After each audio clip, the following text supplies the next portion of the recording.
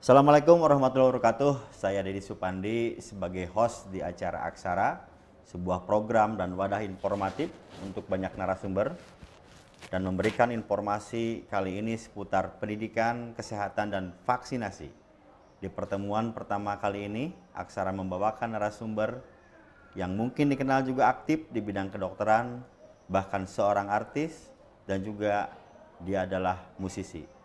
Saya perkenalkan Mbak Dr. Indah Kus. Halo semuanya, Halo Mbak Kang Indah. Deddy. Pertama kali nih kita bertemu. Iya betul banget. Dulu pernah ya di Kota Bandung. Tentunya kami dari Aksara mengundang Teh Indah yang saat ini juga sebagai profesi sebagai dokter sekaligus Yep. juga musisi saya dengar hobinya, dan Teh Indah juga saya mendengar juga aktif dalam penanganan pandemi COVID, jadi sangat representatif kalau hari ini kita ajak bincang-bincang di acara Aksara. Tentunya kita akan membahas lebih dalam Teh Indah tentang pandangan Teh Indah baik terhadap banyak hal dengan cara-cara atau hal yang berbeda. Nah, di depan kita ini Teh, ini bukan tata rucingannya, ini Teh Oh.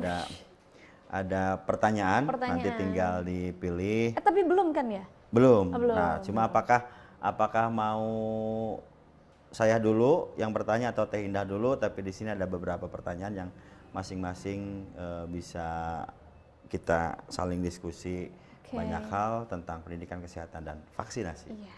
Boleh. Silahkan, mau Teh Indah dulu atau saya dulu nih? Oh, langsung nih?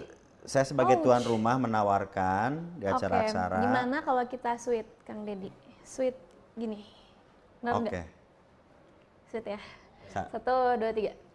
Wah, menang saya. jago Kang Deddy. Takut. Yaudah tuh berarti Kang Deddy dulu. Berarti yang menang dulu ya? Iya, Oke. berarti Kang Deddy dulu yang nanya Saya ke aku pilih ya, dulu. Oke. Nah, Oh, random, bebas ya milihnya. pertanyaannya kan gini nih. Sebagai dokter di era pandemi, ada tantangan atau kesulitan yang dialami oleh Teh Indah. Oke, wah. Jadi posisi langsung dokter ya nanyanya. sebagai pandemi. Oke, jadi aku tuh kemarin tuh setahun pas pandemi tuh internship, Kang. Jadi kalau dokter habis lulus itu dia harus ngambil 1 tahun internship kayak Oh.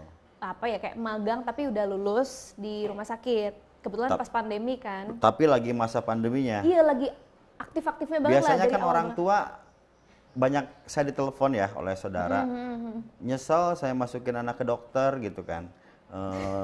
Dia gimana kalau terancam Betul, kena itu COVID gitu. betul Ada nggak banget. khawatiran begitu dari keluarga? Kalau keluarga sih enggak, kebetulan karena mungkin ibu aku tuh udah di bidang kesehatan juga. Ibu aku asisten apoteker, jadi mungkin udah ngerti lah ya kondisi kesehatan kayak gimana. Terus karena saat itu kan aku udah lulus nih Kang, Iya. tapi waktu itu tuh Sebentar pas dulu, lulus berarti bulan? 2019-an ke 2020. Jadi setelah itu baru aku ngambil internship kan. Oh, awal-awal mau pandemi ya. Iya, ya. awal banget pandemi kan. Terus kayak ya aku teh baru lulus gitu pengen bermusik.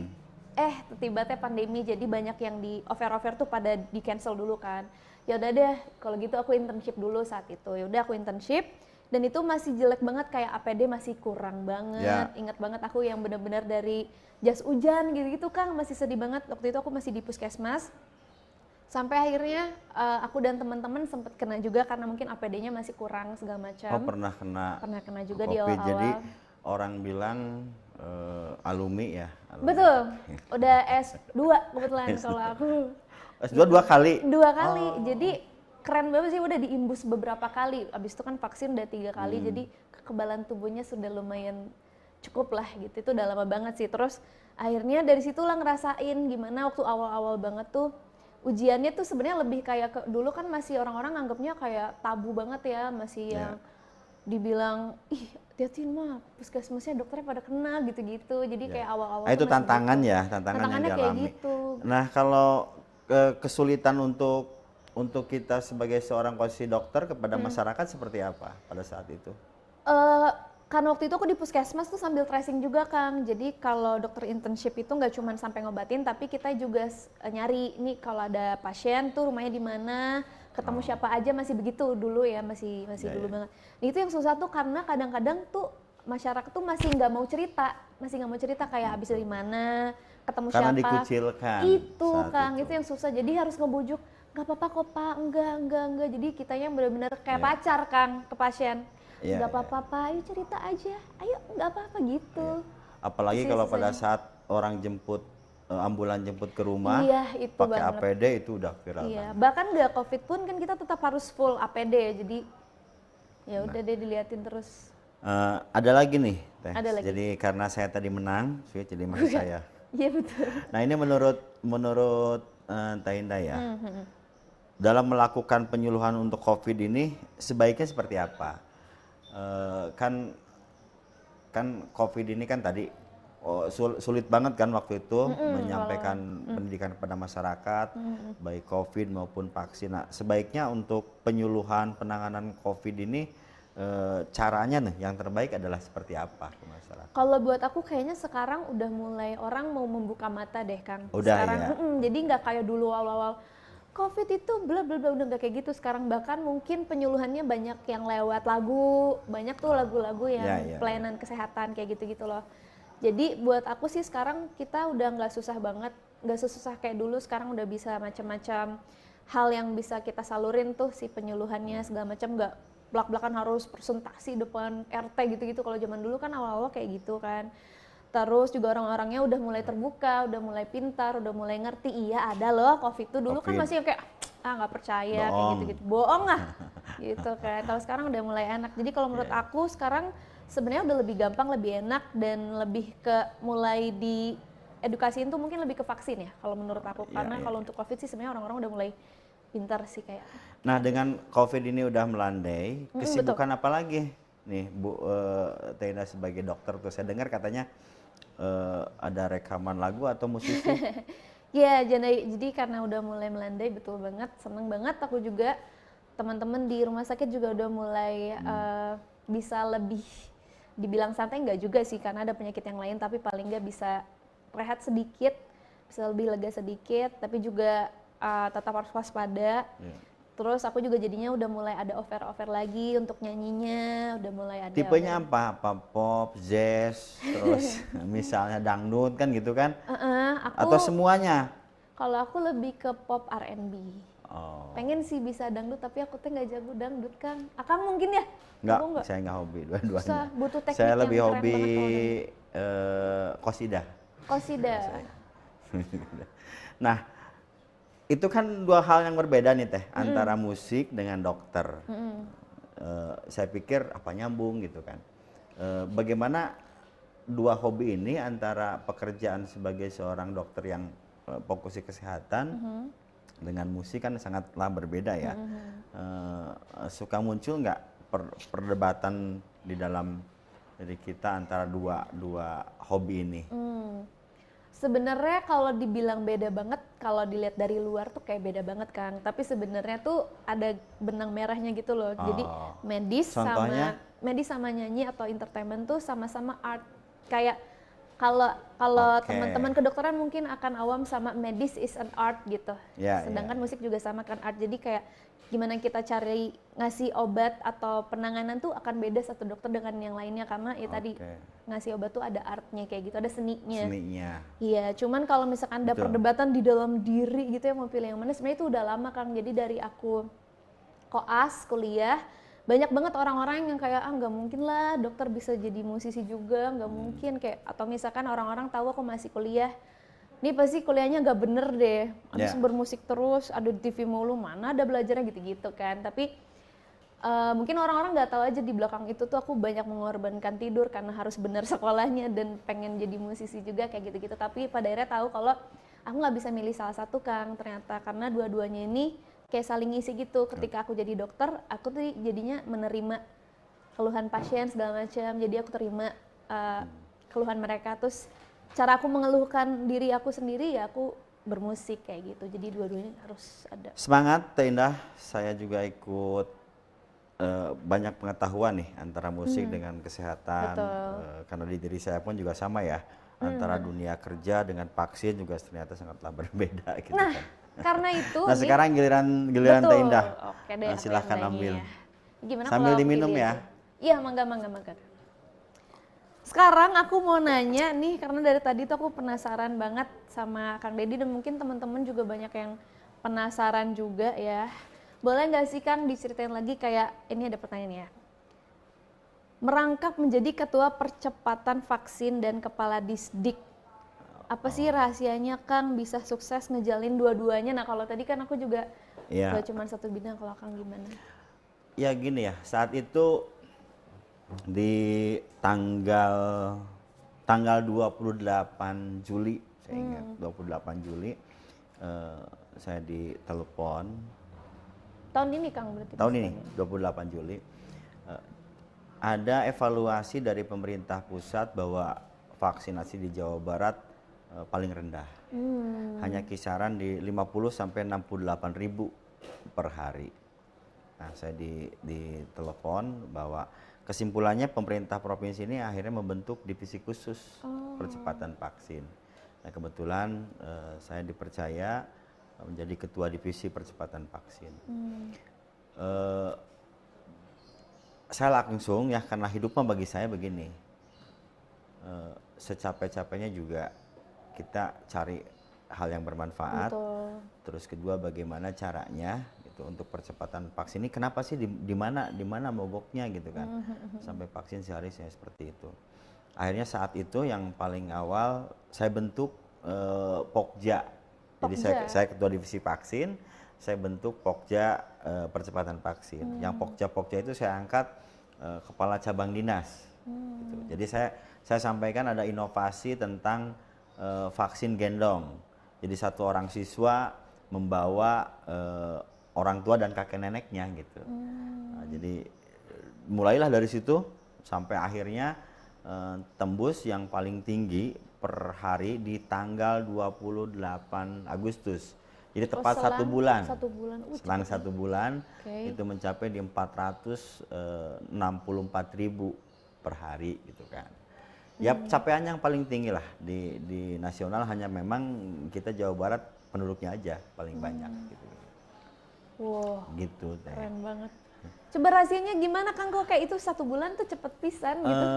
Keren pisan. Ya itu karena memang ternyata untuk mengejar ketertinggalan minimalnya 3 hal yang harus dilakukan. Nah apa tuh?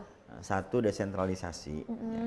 Ya, saya kan membentuk Pokja di level bawah. Jadi potensi-potensi lokal itu harus.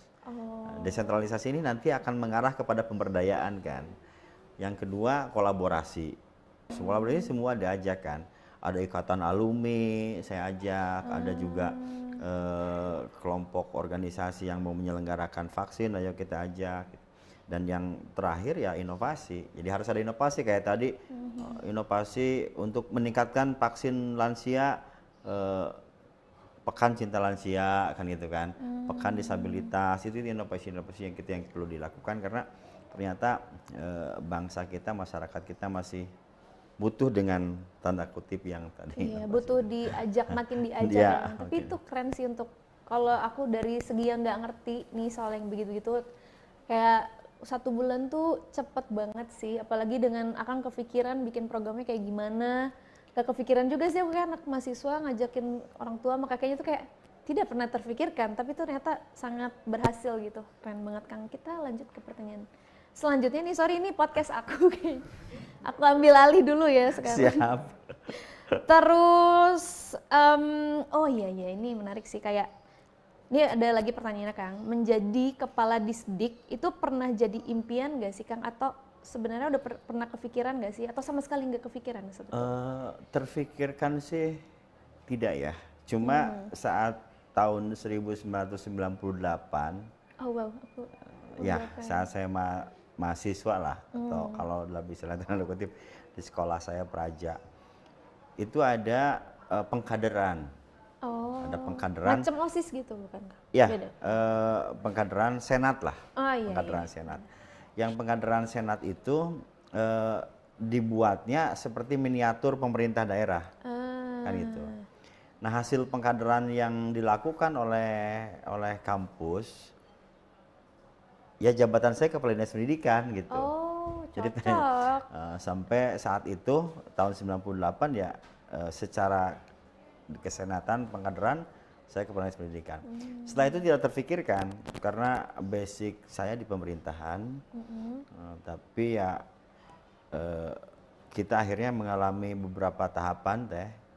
Ya, lurah pernah, sekcam, camat gitu kan.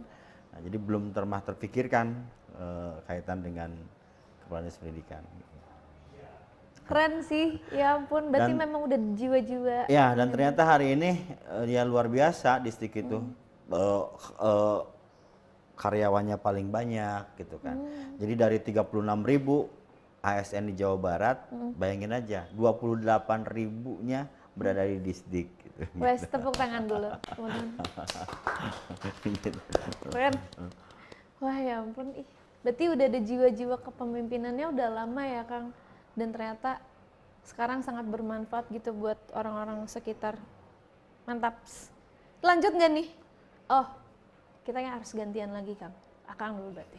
Kang lagi. Gantian lagi ya tuh. Apa tuh? Gini, kan tadi tutup dulu tendanya. Tutup dulu. Nah, saya ntar dulu.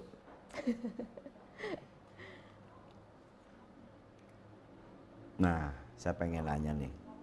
Kebetulan saya tadi kan menjadi ketua divisi percepatan vaksin. Saya pengen nanya, ini menurut Teh Indah sebagai seorang profesi dokter ya, percepatan vaksin di Jawa Barat ini seperti apa? Terus vaksin. Masukan harus seperti apa nih buat ketua divisi vaksin? Waduh, yang berikut ada di depan aja nih ya, ya ampun, deg-degan. Udah Kang, itu aja? Udah, itu aja. Oke, percepatan vaksin ya? Oke. Kalau percepatan vaksin sih aku ingat banget waktu awal-awal, masih tahun inilah, masih waktu awal-awal vaksin baru dikeluarin segala macam tuh, aku ingat gimana susahnya aku bahkan ngajak temen tongkrongan aku untuk divaksin gitu. Jadi kan nggak bisa nih aku bilang kayak, ayo vaksin, nggak gitu Kang. Jadi aku selalu bilang, bersama teman-teman nongkrong. jadi kan di sebelum pandemi kan ada nih teman-temanan yang kita suka main. Nah gimana caranya tuh aku tetap bisa ngejaga mereka tuh dengan cara kayak mungkin orang-orang udah pernah lah ya kayak entah keluarganya atau dianya pernah kena gitu COVID. Akhirnya di situ aku baru bisa masuk, dan itu pun juga susah banget kayak di sini teman-teman aku lagi ada ngadain vaksin nih di sini baru mereka pada isi kan. Itu pun susah banget Kang. Jadi sekarang aku udah bisa ngelihat udah banyak banget gelar vaksin di mana-mana, pemerintah juga buka banyak banget. Sekarang juga Mandiri juga udah mulai banyak. Jadi aku cukup happy, ditambah kan sudah terbukti juga nih angka kita makin landai juga. Jadi aku tuh pede banget lah, berarti vaksin udah makin bagus juga sekarang. Jadi kalau buat aku, sebenarnya kalau untuk saran sih nggak ada, karena apa ya udah kecapai juga angkanya, terus terbukti juga udah makin landai. Cuman mungkin pasti kan masih ada nih beberapa lingkungan yang masih belum kena nih, misalkan yang di pojok-pojok terutama lansia. Itu kan. Lansia. Jadi kira-kira lagi, barangkali ada masukan yang tepatnya buat lansia ini seperti apa? Kita udah coba ya ada pekan lansia. Kalau menurut aku untuk lansia juga mungkin akan ada banyak kayak garis merahnya juga. Misalkan ada beberapa yang nggak bisa divaksin atau beberapa juga nggak mau kayak gitu-gitu kan. Kalau menurut aku mungkin akan banyakin lagi program yang tadi kayak Akang bilang, mungkin ada mahasiswa ajak kakeknya, neneknya, karena ikatan emosional tuh lebih bisa ngajak sejauh yang menurut aku berdasarkan experience aja sih. Jadi karena kalau misalkan dokternya bilang vaksin kadang nggak begitu didengar, tapi kalau udah mulai ke keluarganya yang ngajak tuh biasanya baru datang kayak gitu.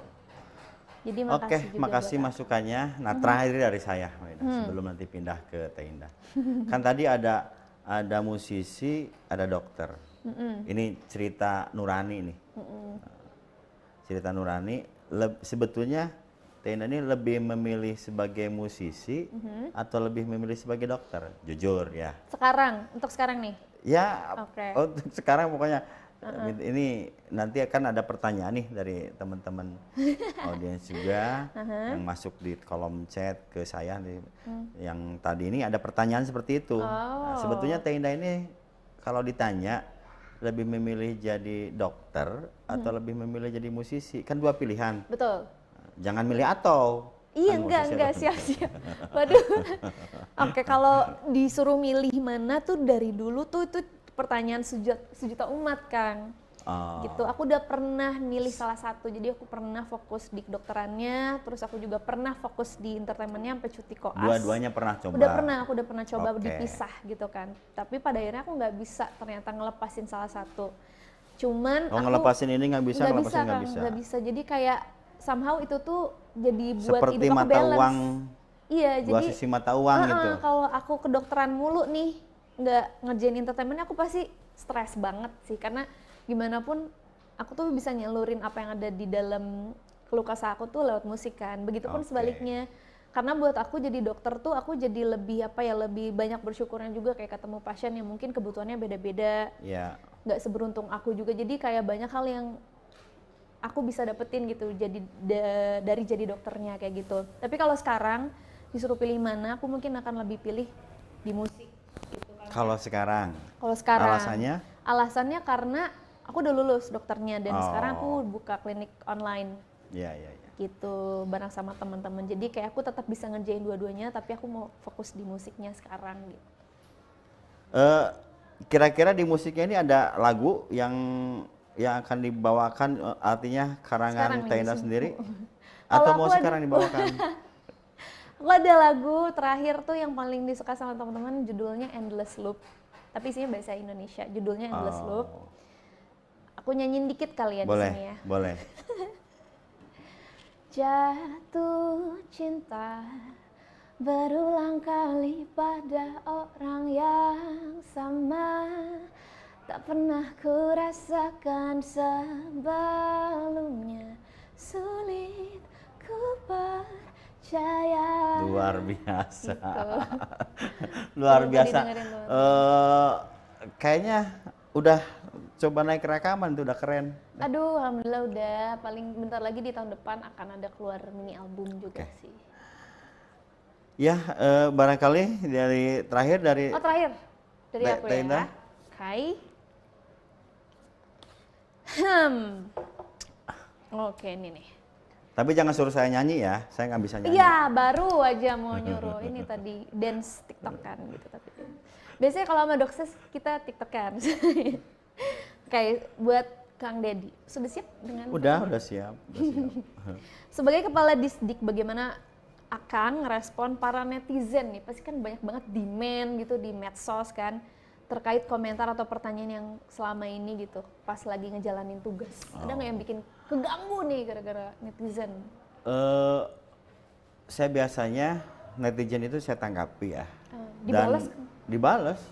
Dan kalau daripada saya membalas WA sebetulnya lebih enak saya balas di DM Instagram. Oh, Di bisa gitu ya? Instagram kan juga aku pegang. Oh, aktif ya Kang? Ya? Aktif. Terus kalau WhatsApp ini banyak banget, ada grup, ada apa, terus mungkin nomor juga udah tersebar, kadang-kadang ketumpuk-tumpuk.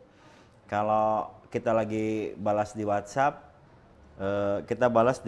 ada orang yang belum terbalas, Kang online tapi nggak dibalas-balas, kan begitu kan ya, Iya, suka bener, lihat online gitu. Tapi kalau di DM saya lebih enak, kayak nggak keganggu gitu kan. Jadi kalau orang bertanya di Instagram saya jawab, itu saya jawab sendiri. Jadi tadi dalam rangka kita pun juga di distrik apalagi banyak seperti itu, ada kadang-kadang teman siswa yang curhat, ada juga bapak ibu guru, ada tentang pelayanan distrik, banyak lah. Itu semua memang yang harus kita layani demi pendidikan yang lebih baik gitu kan. Jadi di era 4.0 ini memang digitalisasi sangat penting dalam rangka pelayanan Betul. publik seperti Betul tadi. banget sih. Kalau nggak pakai digitalisasi sulit kita Betul. akan menjangkau. Justru orang lebih pintar tuh karena ada era ini. Ya, jadi orang kalau ingin curhat ataupun ingin menyampaikan keluhan ke saya, cukup dia pegang handphone dan dia mainkan jarinya nyampe ke saya. Tetep Hanya jangan protes kalau dibalasnya baru malam gitu kan. Artinya tidak langsung tek di jam itu gitu kan. Kadang-kadang ada hal tertentu. Wow, keren sih. Mantap banget. Ya ampun, jarang-jarang soalnya kan kayak bener-bener yang mengikuti zaman tuh, apalagi berarti ini terbukti bahwa Kang Deddy dan aku nih seumuran sama teman-teman yang ada di Roma kan. Seumuran. Enggak lah. Kita sama-sama. Tapi kita yakin ke depan ini pendidikan yang juara ini adalah pendidikan yang dia juga bisa melihat perspektif ke depan, terus kedua juga bisa mengakomodir tentang bagaimana revitalisasi dan pengintegrasian antara SMA, SMK dan SLB, termasuk juga kita membuka jalur-jalur yang future-nya, ada beasiswanya dan yang lain sebagainya. Banyak inovasi-inovasi yang kita lakukan untuk mengejar ketertinggalan itu. Saya kira cukup ya, Teh Iya, Indah? cukup, Atau Kang. ada close statement terakhir dari Teh Indah sebelum saya simpulkan? Dari aku ya, kalau aku sih makasih banget buat Aksara udah dapat kesempatan jadi bintang tamu pertama. Ih, seru banget. Makasih pisan, hatur nuhun pisan. Makasih juga buat tim sama Kang Deddy juga. Seru banget bisa ngobrol hari ini. Kang Deddy banyak banget ngajarin aku ilmu sih, kayak ngomongnya tuh kayak wow. Sangat-sangat pintar, aku kayak wah. Biasa aja. Iya bener tau Kang. Nanti ini kan host dari agenda Aksara yang pertama kali, Teh. Mungkin ke depan juga kita akan bicara lagi. Betul, dan seru ngobrolnya ya, ternyata jadinya bisa kemana-mana juga obrolannya. Jadi thank you so much, hatur nuhun. Jadi teman-teman Aksara ternyata Teh Indah ini kalau ditanya antara milih musisi atau dokter, saat ini milihnya musisi. Iya. Tapi tidak mungkin meninggalkan dokter. Tidak mungkin, karena sudah disumpah. Karena kedua musisi dan dokter ini ternyata menurut Teh Indah ini mempunyai sebuah hal yang saling mendukung, saling keterkaitan gitu kan. Ya kita dukung, tetap sukses Teh, Amin, tetap terima kasih. Kang Deddy juga berhasil. sukses, sehat selalu. Tentunya kepada pemerintah, terima kasih kepada Teh Indah Kus untuk obrolan yang sangat menyenangkan dan edukatif. Semoga pendengar bisa menikmati, juga mendapatkan ilmu yang bermanfaat dari obrolan kita hari ini. Mugia patepang deui di agenda Aksara selanjutnya. Yeay.